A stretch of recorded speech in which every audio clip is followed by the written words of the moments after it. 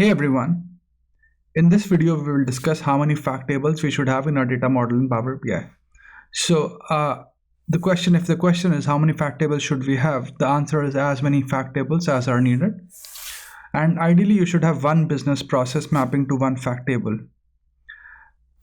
And each business process maps to a row in the data warehouse bus matrix. So let's say you've got a report or a dashboard in Power BI and you want to build a report on a certain business process, so you can have one fact table. But if your report contains multiple business processes, you might want to include multiple fact tables as well. So it just depends on the requirements as well as so your dashboarding requirements and how many business processes you're modeling in a particular model or in a particular dashboard. So for example, if you look at the bus matrix, maybe you've got sales and maybe you've got reseller sales, which essentially have the same grain except that reseller sales don't have a customer. For example, let's just go here to the next one and maybe you categorize. So let's say, for example, you have one fact table which combines both the reseller sales as well as the customer sales. Now what will happen is that if you're building a dashboard and you've got some DAX behind the scenes, you will have to filter out for customer type and you'll have to filter out for reseller type, because there might be cases where there might be different formulas needed.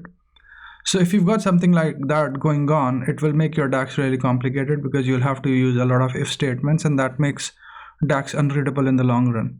So it's probably better to break it into two separate tables because essentially they are also two different business processes. So the guidance is you get as many fact tables as you need depending on the number of business processes you want to integrate in one dashboard or report. Do not mix multiple business processes into a single fact table. So it's not a single data model but into a single fact table. And the reason is that if you sort of mix multiple business processes into a single data model, into a single fact table, it can complicate the DAX and impact the long-term supportability of the report.